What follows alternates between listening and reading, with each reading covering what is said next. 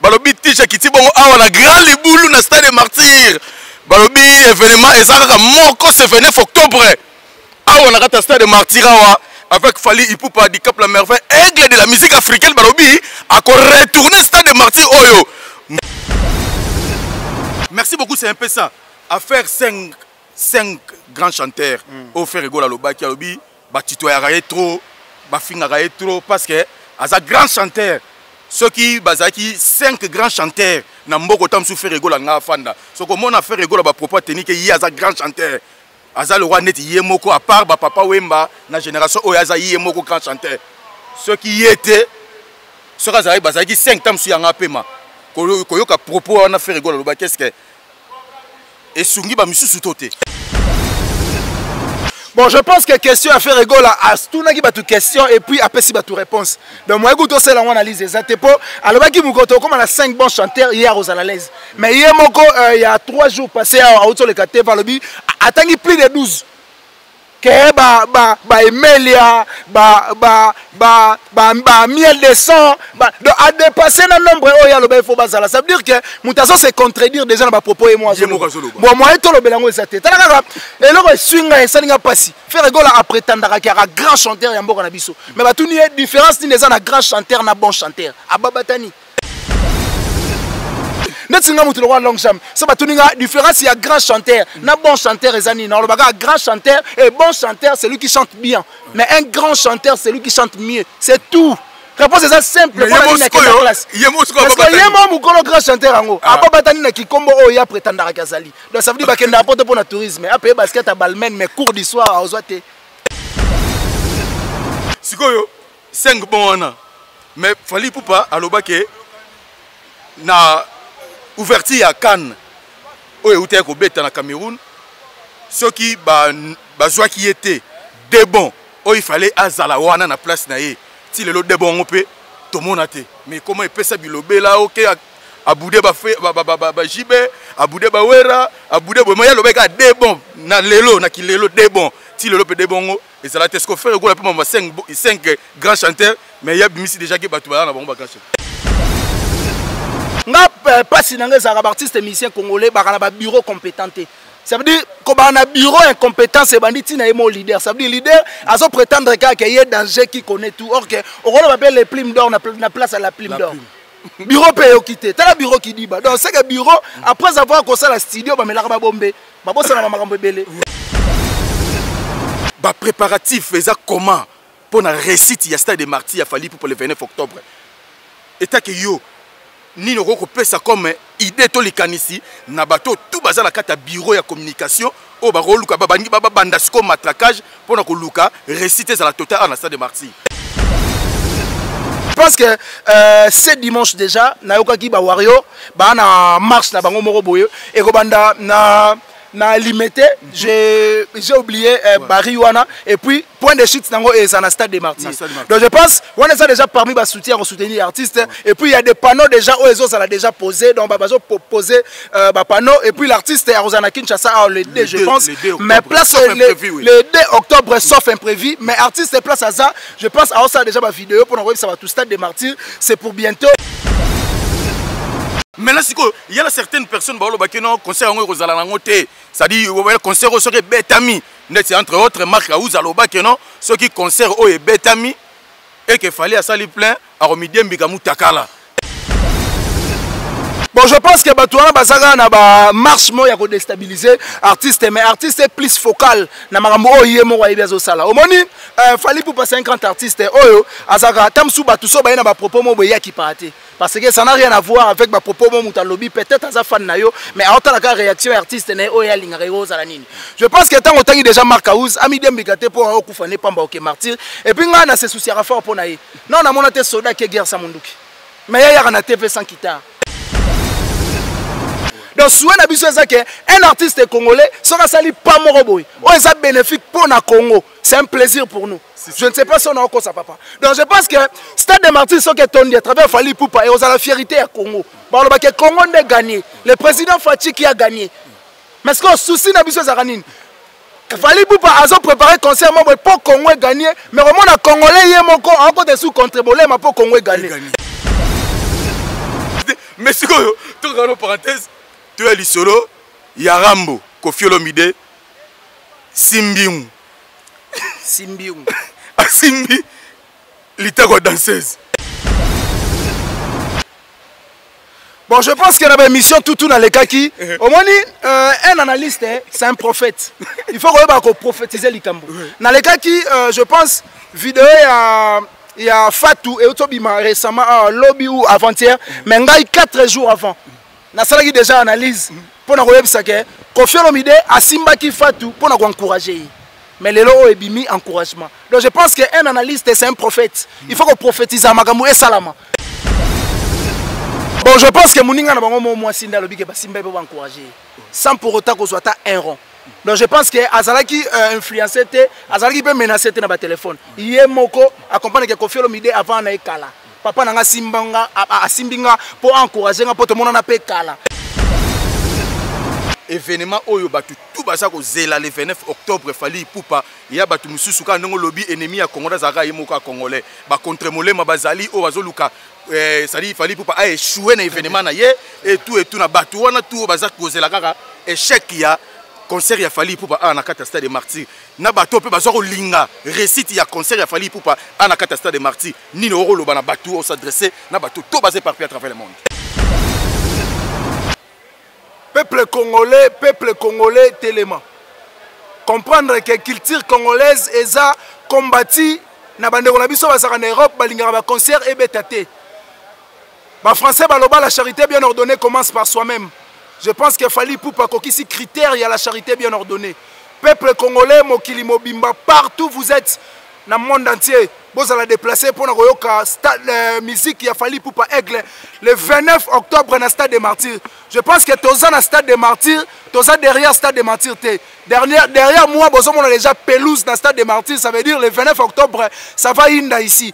Tous les peuples congolais, tous les peuples africains, tout bosé partout, éparpillés partout à travers le monde. Bozala awa, fali poupa, à Rosepel Sabino le 29 octobre. Et Goinda Mabe, merci beaucoup petits clés et je vous remercie.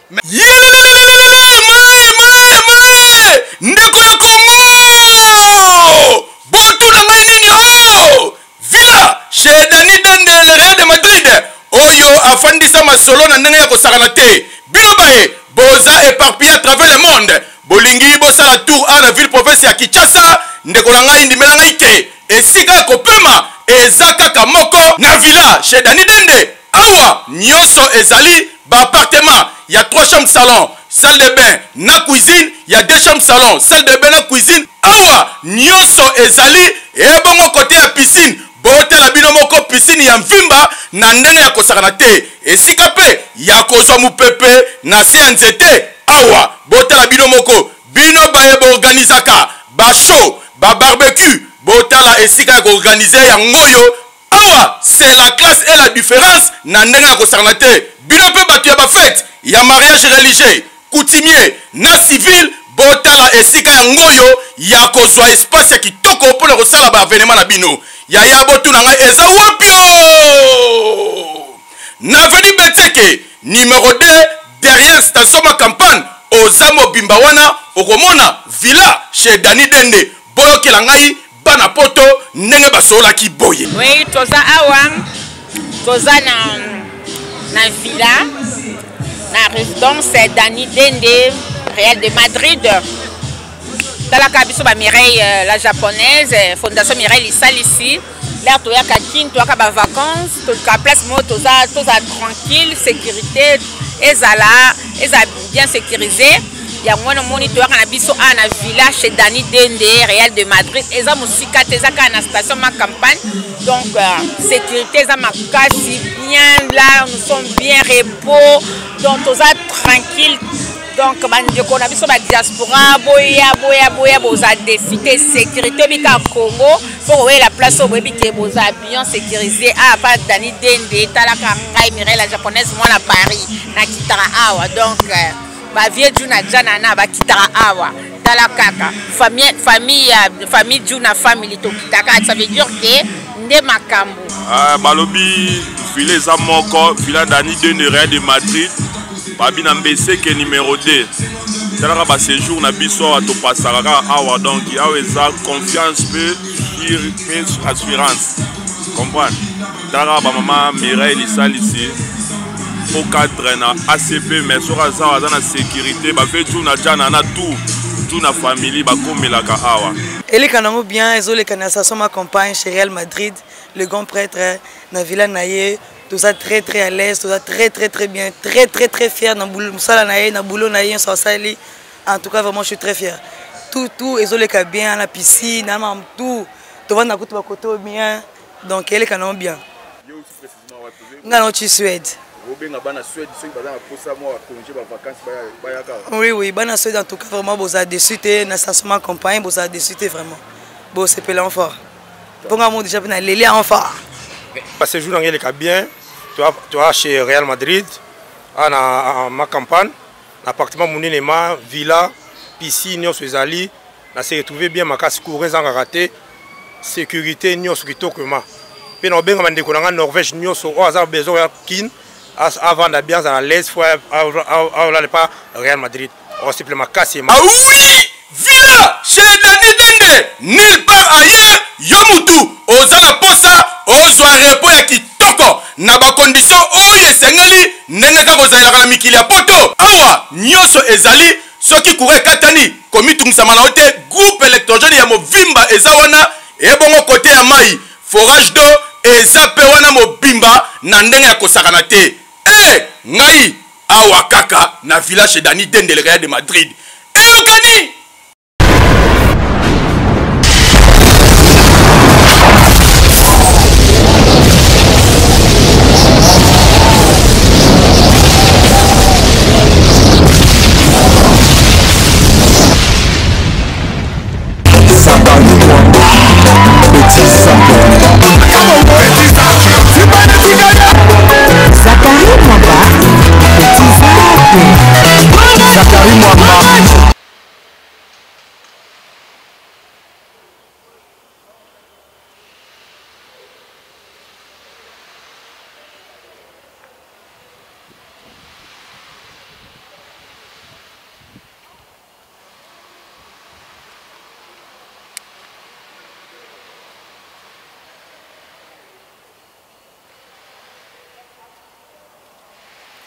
Mona benda idéologie que mouchi me fait que militer était parti de Nekele ou pas trop par mon appel là-bas. Salut à toutes et à tous très chers fidèles internautes. Bienvenue dans votre chaîne Toumba TV officielle de votre Zakari Mwamba 7M, le général de la presse internationale. Bobak Saramona papa SKK balobi idéologie côté qu'elle a toujours idéologie ngaye balobi ba wario kota déjà. Yabino yangoyo Toumba TV ngaye Toumba. Merci de votre tout vous éparpillé, vous avez toujours confiance. Yotan vous avez Toumba TV officiel. Nano s'abonner massivement na ndenge ko sakanate. Balobi tije kiti bongo awa na grand libulu na stade des martyrs. Balobi événement ezaka moko c'est 29 octobre. Awa na kata stade des martyrs awa avec Fally Ipupa di Cap la merveille aigle de la musique africaine balobi ako retourner stade des martyrs oyo. Mvule bete awa aigle lobi ako retourner stade des martyrs oyo na yango tije kiti awa afin que na tambo la 24 communes na tige na tous les 24 communes pour la sensibiliser ba tout basé par Pierre à travers le monde au balinga la bonne musique ba warrior na ba au balinga la bonne musique au ba koluka kozala po ba ya ko participer na maman na événement au ezale le 29 octobre awa na kata stade des martyrs awa balobi F victime au grand complet na yemoko aigle de la musique africaine Fally Ipupa à quoi affronter stade des martyrs oyo depuis embrasser carrière solo na ye depuis 2006 l'élo 2022 Fally Ipupa lobi qu'il pleuve ou qu'il neige il faut accepter ça population kinoise nyonso ba oba ko province bakita awa na kata stade des martyrs le 29 octobre na kata grand libulu vraiment merci na batutu oboza touché par Pierre à travers le monde tokotumba bongo lelo na longue jambe ngai longue jambe de longue jambe autozana lelo merci na Mohamed Moleka le sénateur de la ville là où repose le cœur de maman Charity Moleka moi ça pembe papa ya batu ya Elisabeth Mosekana Akim Moleka merci pour le soutien merci encore une fois de plus c'est la boss de boss Yannick ni ya Rombox balobi l'homme qui détient le drapeau na kata Sud-Afrique Yannick ni ya motomoko très bien na ndenge ko sakana te pourquoi pas Trésor Mouchi balobi Trésor Mouchi le roi de Mekato inga mushi le roi de Mekato trésor naza olela kasho mongo mabe pourquoi pas partout chinemu ya ba partout contre toujours masolo toza bongo awa na long jambe auto retumba to beta lisolo le 29 octobre parce que tozu déjà mot de passe yango moni tije kiti bongo awa na cadre toujours ya repese lengi déjà la bateau basé par peut-être le monde te caro yo yebi nengo za contrôler toujours masolo te caro na bi merci beaucoup na Marlène la congolaise na kata 001 merci na Kelingo la motema Patrick Ami deux fois te Kelingo la merci beaucoup na Delix Mbweta balobi Delix Mbweta le patron Feman Delix Mbweta le patron Feman na kata Souda Fouana merci beaucoup pour notre soutien merci déjà la longue jambe dans za kokotara déjà balobi très bientôt bo rezoape Sandrine Bamana awa na kata Tumba TV officielle présentatrice oya roya papa selengi pewa na cadre toujours kala mingi te bo rezoaye toza na long jambe de long jambe yo bino de long jambe yo bino fola matelo tige yo bino fo tige mata ça montre bonne santé. Ouais, ça va dans Ngolo Nzambe et puis plaisir n'angeza parce que tout ça musalon bena place faut musale salama. Faut musale salama. Musale salama ah na ibsa yo tala déjà stade de martyr boy. Na ibsa yo makambo eza. En tout cas makambo yali. Makambo zali. Makambo na mela mi bena kati. Donc fallait pour parfois pumbwe. Ala ça bena ga aigle. Ça dit ya ou devena likolo kita. Bon. Merci Koboleke. Toza bon la longue jambe to robeta lisolo muke. Afa to ya siko pena na événement oyo et même biso on a kata stade de martyr. To solo nous échec ya Prince Babia. Très bien. Prince Babia azaki mwana biso azaki na soutien total même il fallait poupa. Asalagi vidéo pour na soutien total. Et pas ya mwana na ye Prince Babia a remporté plutôt trophée oyo ya best of the best oyo bandeko ya Vodacom basalisaki. Mais malamoko subitement to mona Jacob J inde muta ko remporter parce que échec ya Prince Babia batu ba oloba trop que non eza tata mosi na Kisinjora na mama ne maneke de John bango ne basali pour que ba échouer moi na bango bima 4e na Vodacom best of the best.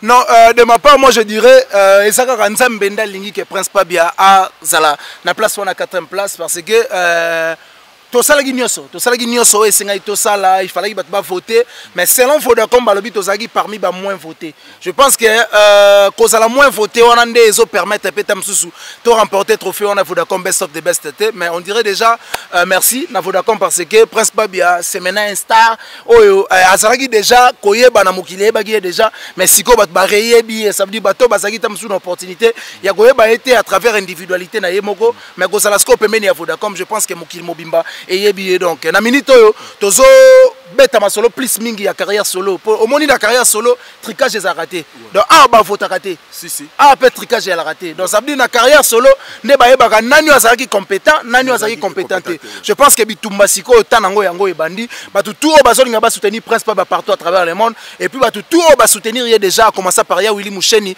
joyeux anniversaire na yo code mboka ya Willy Moucheni a dit ko pelisalisu bougie moko na vie na je pense que ça li kitoko et puis merci na bébé Chico Maneka Château Rouge Gentika Songo Bourgeois mon vieux pourquoi pas ya Goroti Louvozo mami ça veut dire bateau bazawana bazalakawana toujours pour la soutenir ba œuvre ya Prince Babia et puis ba chroniqueuse tout au Bazaki Simon il y a Prince Babia a commencé par Grâce Mbizi la sexy en tout cas merci et c'est dépend na ma merci Malika Mania merci et puis bateau tout ba soutenir Prince Babia maintenant carrière solo to la qui s'adéquat que toza capable ya faire promouvoir artiste na biso akende de l'avant pour carrière solo déjà. Merci beaucoup akende de l'avant pour carrière solo déjà yango yo nenga bandi parce que Vodacom me vendre yep sous ba tu vas découvrir yep na que Prince Babia et tout et maintenant lelo comment na sikoyo échec na ba tout bazar au marteler que eza maman na ye na tata mosi na ye yo etaki yo zalaka na maman na ye Manique de John ni no rolo bana bateau tout bazolo baka ba c'est la matière ko bakeno échec wana ya mwana na ye ya eza pona bango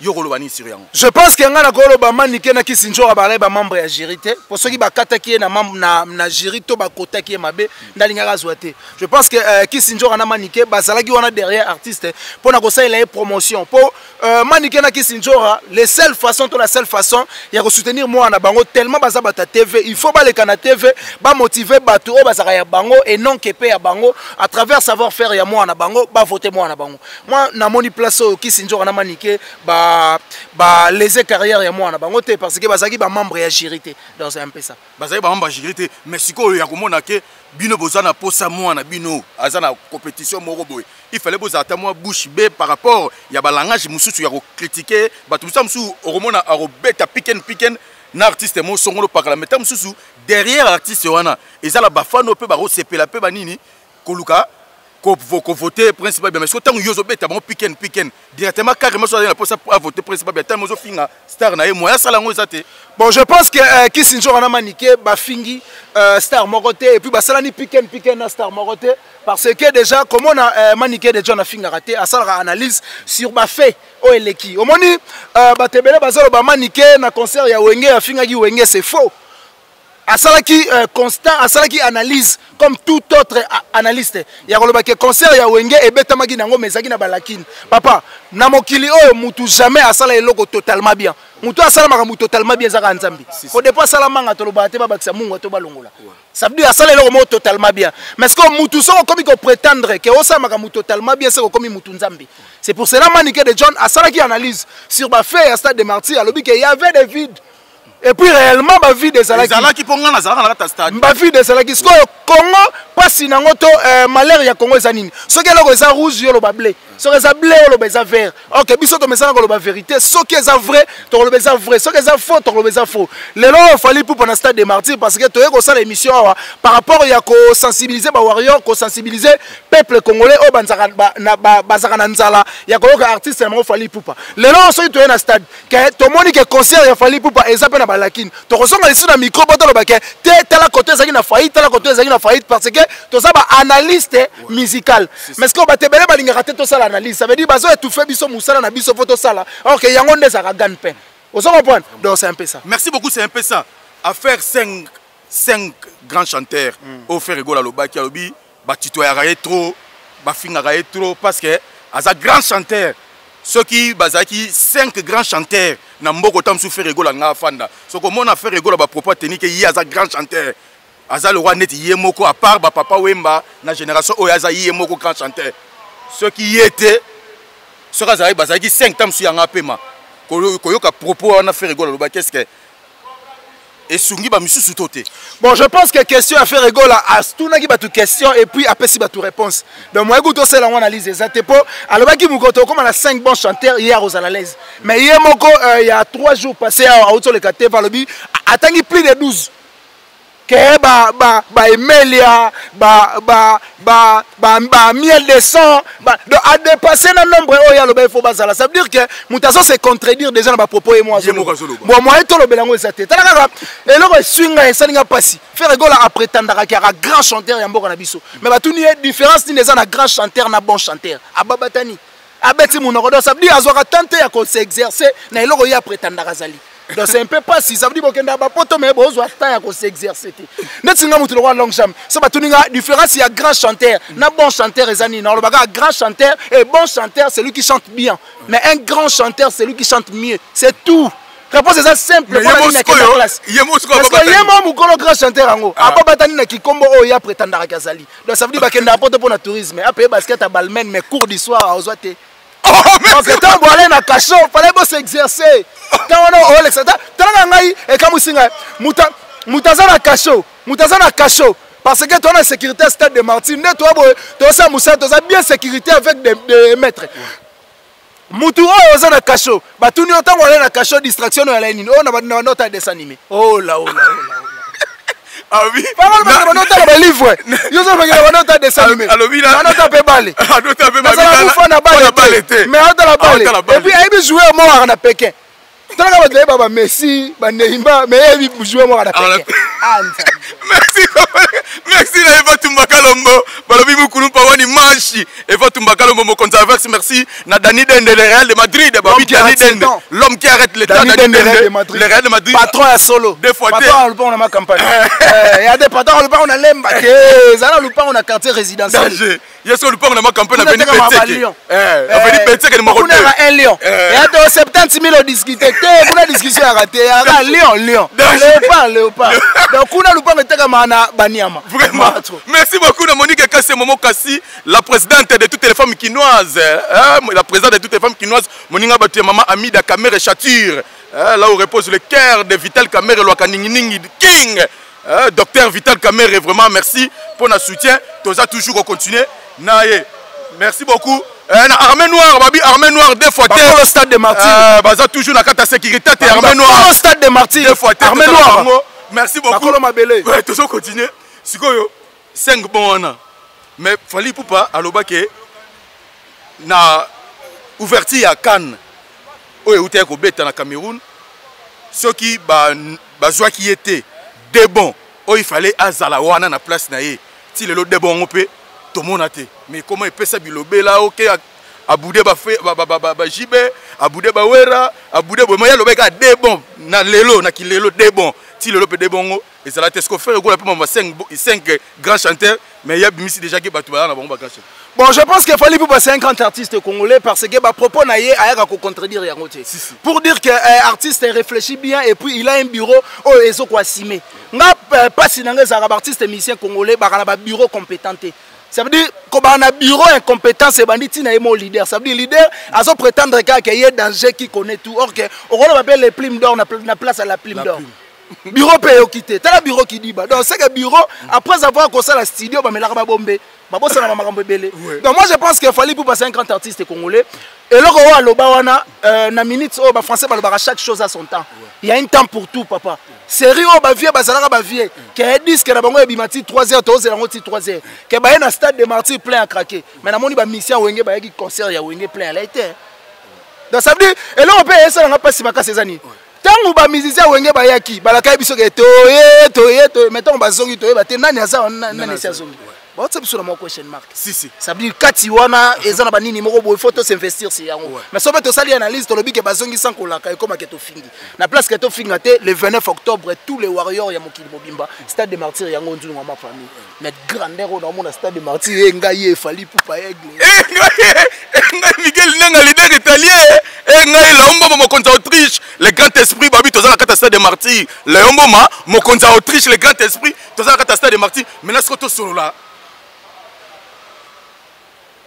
bah préparatif faisait comment pour la réussite il y a stade de Martyrs a fallu pour le 29 octobre et ta que yo ni no ko pesa comme idée to likanisi na bato tout bazala la carte bureau ya communication o ba roluka ba banda sko matraquage pour na ko luka réciter ça la totale en stade de Martyrs. Bon moi je pense que biso to ba analyste on a toujours derrière artiste et mboka na biso et surtout ba compétent pour na refaire avancer Moussa na bango to pour na robimisa ba idée moko boye oyo et ko faire avancer Moussa ya artiste na biso. Je pense que ce dimanche déjà na yokaki ba wario ba na marche na bango moko boye et ko banda na limité j'ai oublié Bariwana et puis point de chute nango et ça na stade de Martyrs. Donc je pense on est déjà parmi ba soutien pour soutenir artiste et puis il y a des panneaux déjà où les autres ça l'a déjà posé donc bazo poser ba panneau et puis l'artiste à Rosana Kinshasa le 2 je pense mais place le 2 octobre sauf imprévu mais artiste place à ça je pense à ça déjà ma vidéo pour envoyer ça va tout stade de Martyrs c'est pour bientôt ba tout tour baza partout à travers le monde en Afrique partout déjà en collaboration artiste et puis je pense qu'à travers ma vidéo déjà et puis tous les diasporas ça déjà un déplacement se rendre à Kinshasa pour nous déjà billet pour tout 2500 francs tribune d'honneur et $100 donc je pense que billet déjà si comme peut-être fin du mois déjà nombre de billets déjà combien pour calculer déjà stade de Martyrs pour nous sommes sans ignorer stade de Martyrs il y en a 80 000 places assises. 80 000 places assises. Et puis il y en a 120 000 places qui est débordé. Je pense que son caméra Bendikuna et moi on a déjà que ça misala. Ça veut dire que Moussala les autres ma po bateau baroya et surtout Badji Carola t'as pas ta Versace boy à revendre la nandeng ya kunate. Yango équipe ya présent fallait pour ba préparatif les autres ma déjà ba quitte ces autres sama. Donc je pense que Baroben de la biso on a caméra ba baromona de Moussala les autres salama. Donc en termes de préparation artiste Azo s'est préparé déjà à travers ba fan o ba supporteraye ba Warrior et puis ba panneau déjà Zomata et puis artiste dans ça la vidéo pour tout baler là il fallait que ba banderole fallait ba nini or que fallait pour pas asa mutu wa mona na vie de loin ça veut dire ba conseil ba mettre Gims to ba Bouba na France ba hôtel sous ba panneau te na ba banderole et comme dans les réseaux sociaux ça veut dire là moi bo tsaka na TikTok boy pas etalami nango na Facebook be pa etalami na YouTube pa etalami nango bon otsa pano mo beta msusu na lingwala mais mutu alekeli nenzela gambela akomona ngonde mais là siko il y a certaines personnes ba lobaki non concert ngo kozala nango te ça dit le concert soki betami net entre autres marque auza lobaki non soki concert o e betami et que fallait à sali plein a remidie mbika mutakala. Est-ce que le quoi propos à batu musu ba mona lwa net concert aux alaté même atala batu moi ba commenter concert ezaté bona bosco pourquoi ba luka concert aux alaté sur base ya nini bino bata ba diaspora bino ba combattant boboya musique na poto bobeta na kuna na kisasa bokebeta na bambushima bokebeta na bakana ngo beta ni mesko fali pupa a robeta na Congo ka bango wana bandeko ba diaspora wana ba combattant au concert aux alaté sur base ya nini concert aux alaté selon batu ba propos musu sokolo bani. Bon, je pense que Batouana Bazaga na ba marche mo ya ko déstabiliser artiste mais artiste est plus focal na makambo oye mo wa ibezo sala. Omoni fali pour 50 artistes oyo azaka tamsu batu so ba na ba propos mo boya ki parate parce que ça n'a rien à voir avec ba propos mo mutalobi peut-être aza fan na yo mais autant la réaction artiste na oya linga rego sala nini. Je pense que tant autant déjà Mark House ami dembikate pour okufane pamba ok martyr et puis nga na se soucier fort pour na ye. Non na monate soda ke guerre sa munduki. Mais ya na TV sans guitare. Faut y avoir un sababi loro au betina dynastie. Et Moscou est un trouble. Nandi ne Olivier Chimanganda beta katoye. Et ambuyanga mabe. Comment sodoro ya guerre samunduki? Est-ce que y a pour bundana bata est na mabanga tondeni na ko pointer? Mais est-ce que fait esprit ya kuluna na oya go bundana soda na lichette. Okozo bateke ba go tiro pe na musika. Samboul. Mais faire rigolo lobe ke non? Ba ayembi banzembo tout ya beta. Bon,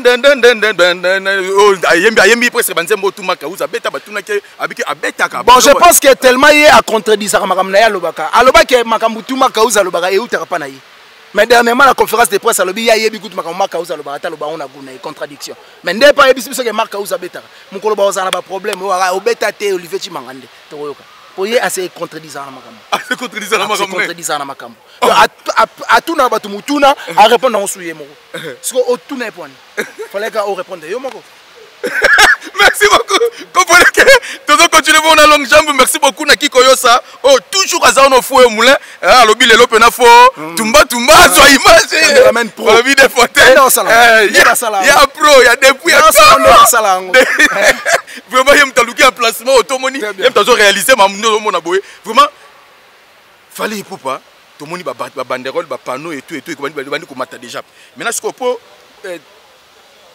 koluka kosala ce que eloko moko pona que non moi tourner moko boye soit na moi ville province ya Kinshasa ya koluka ko tia pena batu pena ba communicateur ya solo o ba koko matraquer pena isolo ngo pena et kota ba yo mususu tamsu na réseaux sociaux na téléphone ya koni tamsu réseaux sociaux ça il a raté moi pe TV pe yobika ba courir comme nango ya mama na Kinshasa et tout mais quand même tant moi promotion moko boye kozala to communication moko boye soit il y a ba réseau téléphonique to na ba descente sur le terrain. Est-ce que ba stratégie ou est-ce que baza nango pena ba remettre en place pour na yango pena na batu musu baza na ba fefon na bandeti ba commune ba suka wana. Bon, je pense que en particulier Aigle Fali pour payer moko et puis bureau na Mobimba bazo ka déjà demande na yo la presse est déjà là mutemeza au fondement pour na soutenir avancement y artistes congolais pour ko réussite, il y a concert, il y a fallu dans le stade de Martyrs, et ça réussite, il y a musique congolaise. Ouais. Parce qu'il fallait sur le stade de Martyrs, attendez, c'est le Congo qui a gagné. Ndenge pe buenge beta toloba ke Congo ndé gagné. Donc souhait na biso ça que un artiste congolais sera sali pas moroboy. O ça bénéfique pour na Congo. C'est un plaisir pour nous. Je ne sais pas si on a encore ça papa. Donc je pense que stade de Martyrs so que tondi à travers Fali Poupa et aux la fierté à Congo. Ba loba ke Congo ndé gagné. Le président Fachi qui a gagné. Mais ce qu'on soucie na biso zaranine. Fali Poupa a préparé concert pour Congo gagner, mais vraiment les Congolais y est encore des sous contribuer mais pour Congo gagner. Ça veut dire Congolais zandoki ya Congo. Pourquoi Stade de Martyrs comme qui toko boy toko ya tourner l'émission te tolo félicitations président de la République, tu fais bien ton boulot papa ou mela. Félicitations na DG o ya Simbi. Na DG o na gestionnaire ya Stade de Martyrs. Mais vraiment na batu ba ke kuna ba côté, au moins Stade de Martyrs, ba kiti na kuté bukani. OK, biso to sela on ta ba kiti. Goût. Donc je pense qu'il fallait pour 50 artistes congolais, ceux qui accompagnent qu'il faut avoir presse en ligne et soutenir rien à Moussala aux Osala et Rosala une bonne chose. Et puis biso mouté mais à refondement. Pourquoi Batounio sur la presse en ligne, to soutenir artistes et biso pour la réussite ya Congo ndé na utolo bane bandelia. Merci beaucoup. Et la réussite à Congo. Merci Nabatutu. On va toujours continuer à faire confiance. Merci aux gens éparpillés à travers le monde. Honorable Arnaud Douakou, ya Maman Emeraude, Nakata Paris. Merci beaucoup na Dario Kimpanga, garçon Schengen. Balobi Dario Kimpanga, garçon Schengen, pourquoi pas Patrick Samba, les médiathèques, garçon capable. Nakobo ça la tête Tété Mungedi, Ngaye. Tété Tumba Mungedi, la beauté chinoise. Vrai chéri depuis Yoyebi. Depuis Grèce, des fois, merci na Jolie Malanda, Black Panther européenne, Robo Sanate Freddy Walelo, Morata, yo yebi toujours, car nous avons contrôlé Freddy Walelo, Morata, balobi des fois 100%, Bofaya, merci beaucoup, Nabatutu, vous avez toujours one of moulin, vous avez continué toujours comme ça la confiance à la Tumba TV officiel, merci Naba Wario, oh tout, vous avez la confiance à la Tumba TV officiel, oh vous abonnez massivement, on peut continuer toujours à liker, à commenter, vraiment on peut s'habituer à Maboko, vraiment il y a un étoile besoin, tout ça toujours on a pour la promotion, il y a réussite totale, il y a événement, il a fallu il peut pas ah on a qu'à tasser des martyrs maintenant comment on appelle grand liboulot et ça liboulot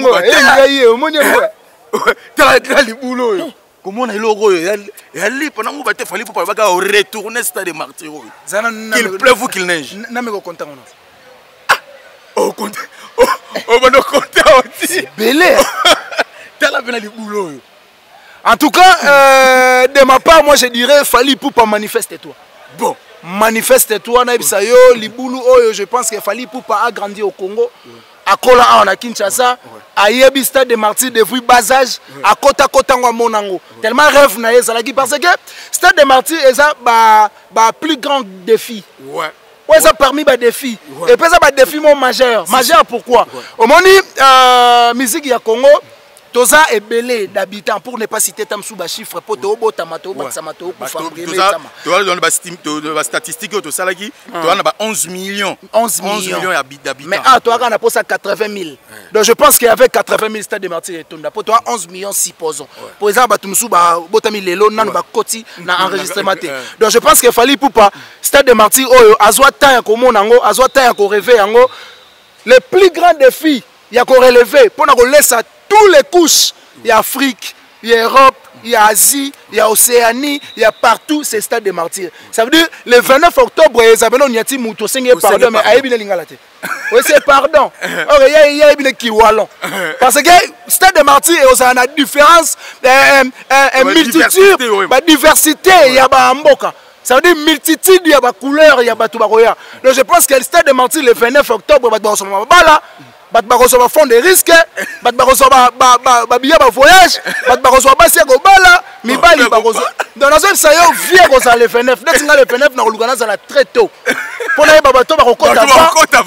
il y a une opportunité de vie. Pour nous, il y a commerce. Aussi, il faut un démarrage. Il faut un démarrage de commerce. Aussi, il faut une boutique. Donc, je pense que le stade de martyrs est vraiment rempli au grand complet parce que lui-même, artiste, a vraiment plus focal dans le stade de martyrs pour Ayebi, le peuple congolais, Ayebi. Pour nous déplacer le peuple congolais, il faut avoir une musique où ils sont compétents. Mais je pense déjà qu'on va bloquer. Il y a une science-fiction. Pour nous, il y a une science-fiction. Il y a une accompagné ce qu'on a à stade de martyrs. Après ce qu'on a gagné, tout le monde est là. Tout le monde est là. Allez. Bloqué. Merci la sous les Kaouka Parazouzou. Balobi sous les Kaouka Parazouzou. Le conseiller privé Yayemoko premier ministre Sama Lukonde. Balobi patron ya Bawario, patron ya gouvernement Bawario. Balobi conseiller naye sous les Kaouka Parazouzou. Merci na Besengande Balondo ya Malor. Balobi B50 Balondo ya Malor Balobi sécurité rapproché privé Yayemoko Aigle. Pourquoi pas Coco direction opérationnelle. Merci beaucoup. Na Fisto Koloke El Zapatero. Fisto Koloke El Zapatero ya ma prudence yo yebi de fois Fisto Koloke Edi Badiata Kuluma dia ya Nana Boduga Balobi Edi Badiata yo yebi de fois mo bof yo yebi de fois merci beaucoup na ye moko Kelly Charoston Balobi Kelly Charoston na robo sanate Gary Iwele GI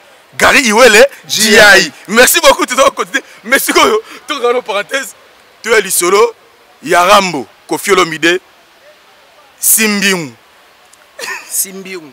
Simbi, l'itako danseuse. Bon, je pense qu'il y a une mission tout dans les cas qui. Au moins, un analyste, c'est un prophète. Il faut prophétiser l'Ikambo. Dans les cas qui, je pense, vidéo, il y a Fatou et Otobima récemment, lobby ou avant-hier, mais il y a 4 jours avant. Na salaki déjà analyse pour nous regarder ça que Koffi Olomide a Simba qui Fatou pour nous encourager. mais les lots ebimi encouragement. Donc je pense qu'un analyste c'est un prophète. Il faut qu'on prophétise à Magamou et Salama. Dans le bagage on a plus de 5 ou 6 émissions. So bat bana tembe ba continue dans émission tout dans les cas qui ba site tout. Ba moi dans le bagage déjà que Kofi Olomide Simba qui pour encourager. Kofi Olomide azaka mutu alinga imour. Et pas azaka mutu oyo azaka ne trop courtois. Omoni via linga ba makambo boya sala le roi yemoko. Je pense que tant on a le bagage yango bat le bagage alongwa Asimba pour encourager ndeni mais le comprendre que mukolo ko Simba alobi que Asimba kinga pour encourager nga pour jour on a bina kitoko. Donc je pense que encourager a Simba na boete faut Simba na takwela et monter dans la paix. Au moins ah wezani. Nzoto. Parti nyoso ya nzoto eza touchable. Bako simbo asko ba fait Kofi bakola na poto. Avec ko simba mutu eza plus d'encouragement. Les encouragements est Guy. L'encouragement est comme il dit un niveau opération. Il ne faut pas opérer encouragement.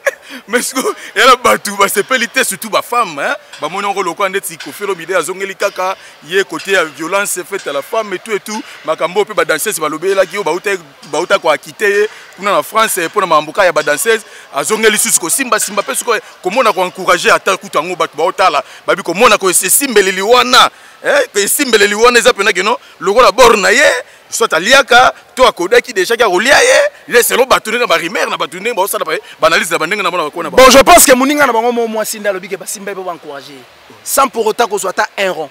Donc je pense que azalaki influencé te azalaki pe menacé te na ba téléphone. Yé moko accompagne que Kofi Olomide avant na ekala. Papa nanga simbanga asimbinga pour encourager nga poto mona na pe kala. Ba on baza ba danseuse oyo bazalaka na promotion mo na quartier la terme batikala na poto.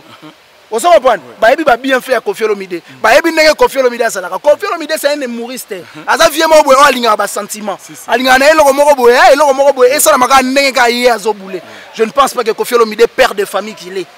Ou azana ba responsabilité belé et puis c'est notre ambassadeur culturel. Mais il faut avoir du respect quand même. Donc ça veut dire tout basala qui analyse contre Kofi Olomide sans pour autant koye ba bit ya Osimbe ala inini. Mais merci Fatou parce que yé moi confirmer pardon que Asimba qui est pour encourager. Merci beaucoup. Donc on est pratiquement na suka il y a traité na biso na long jambe na ebité moi mot de la fait pour na événement oyo batu tout basa ko zela le 29 octobre fali pupa ya batu mususu ka ndongo lobby ennemi ya Congo zaka yemoka congolais ba contre molema bazali o bazoluka sali fali pupa a échoué na événement na ye et tout na batu wana tout baza ko zela kaka échec ya concert ya fali pupa na kata stade des martyrs na bato pe baza ko linga récite ya concert ya fali pupa na kata stade des martyrs ni no rolo bana batu o s'adresser na bato to basé par à travers le monde. Peuple congolais tellement. Comprendre que la culture congolaise est combattu na bande ko na biso basaka en Europe balingaka ba concert et betaté. Ba français baloba la charité bien ordonnée commence par soi-même. Je pense qu'il fallait pour pas kokisi critères il y a la charité bien ordonnée. Peuple congolais mokili mobimba partout vous êtes dans le monde entier. Vous allez déplacer pour la musique qui a fallu pour pas aigle le 29 octobre dans le stade des martyrs. Je pense que tous dans le stade des martyrs, tous derrière le stade des martyrs. Derrière moi, on a déjà pelouse dans le stade des martyrs. Ça veut dire le 29 octobre, ça va inda ici. Tous les peuples congolais, tous les peuples africains, tout bosé partout, éparpillés partout à travers le monde. Bozala awa, fali poupa, arosepel sabino le 29 octobre.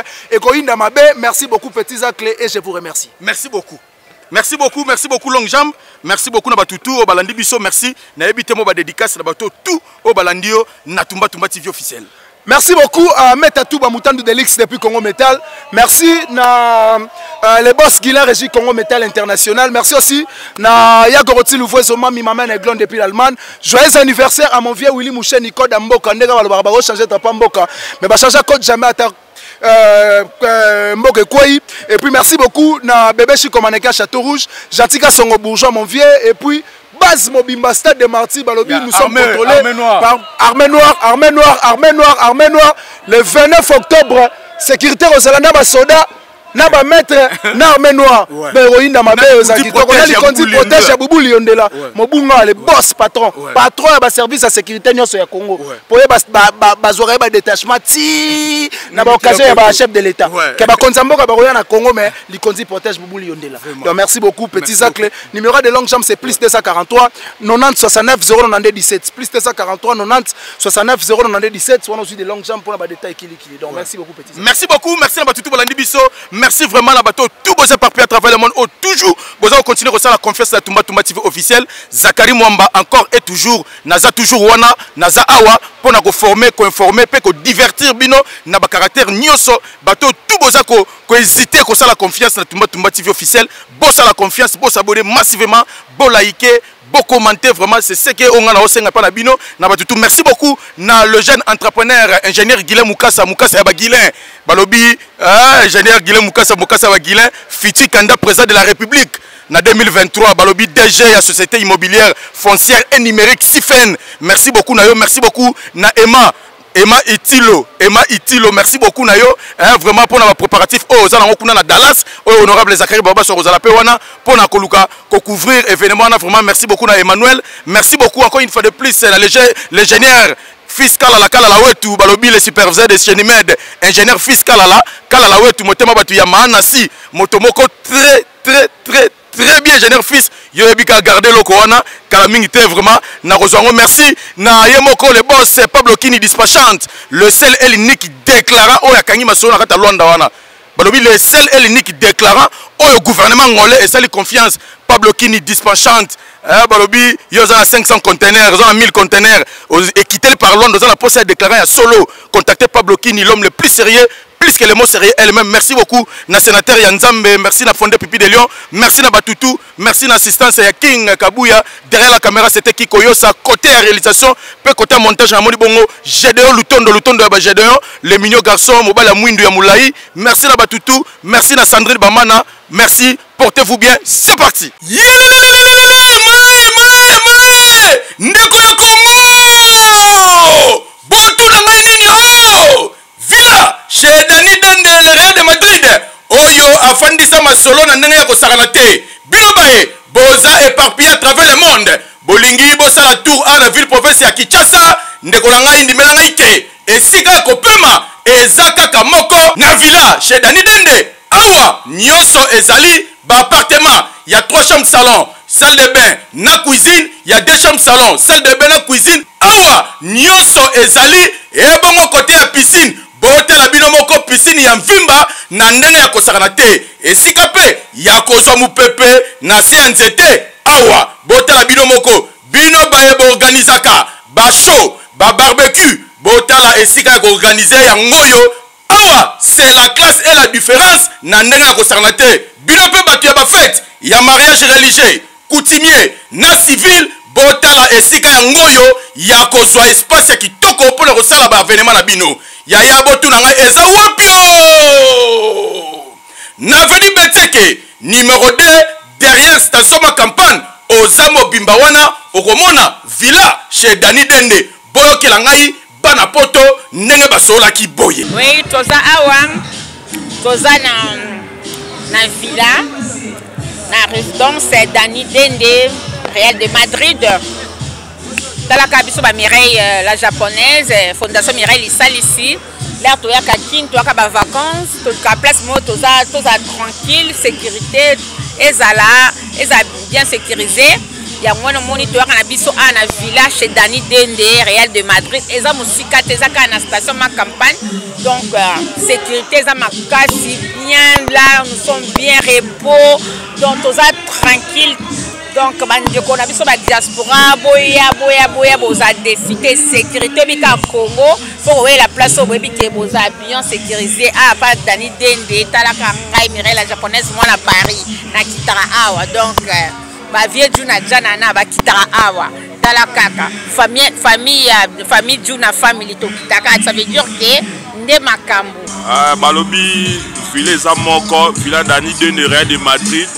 Babina mbese ke numéro 2 talaka ba séjour na biso to pasaka awa donc awa eza confiance pe assurance comprendre talaka bamama Mireille lisalisi au cadre na ACP mais sur aza na sécurité ba fait tout na jana na tout na famille ba komelaka awa eleka nango bien ezoleka na station ma compagne chez Real Madrid le grand prêtre na villa naye tout ça très très à l'aise tout ça très bien très fier na boulot musala naye na boulot naye so sali en tout cas vraiment je suis très fier tout ezoleka bien la piscine na tout to vanda kutu ba côté bien donc eleka nango bien ngano ci Suède. Oui, bana Suède en tout cas vraiment vous avez déçu na station campagne vous avez déçu vraiment. Bon c'est pelant fort. Pour moi déjà na lélé en fort. Ce jour il est bien. Tu as chez Real Madrid à ma campagne, appartement monima, villa, piscine, ezali, na se retrouver bien ma casse courir en raté, sécurité nyos kitokema. Pe no benga mandeko na Norvège nyos o azar besoin ya kin avant d'ambiance à l'aise fois pas Real Madrid. On simplement cassé. Ah oui, villa chez Dani Dende, nulle part ailleurs, yomutu ozana posa ozwa repo ya kitoko na ba condition oyo esengeli ndenge kaka ozalaka na mikili ya poto awa nyonso ezali soki kure katani komitungisa na ote groupe électrogène ya movimba eza wana ebongo côté ya mai forage d'eau eza pe wana mobimba na ndenge ya kosakana te ngai awa kaka na village chez Dani Dende le Real de Madrid eyokani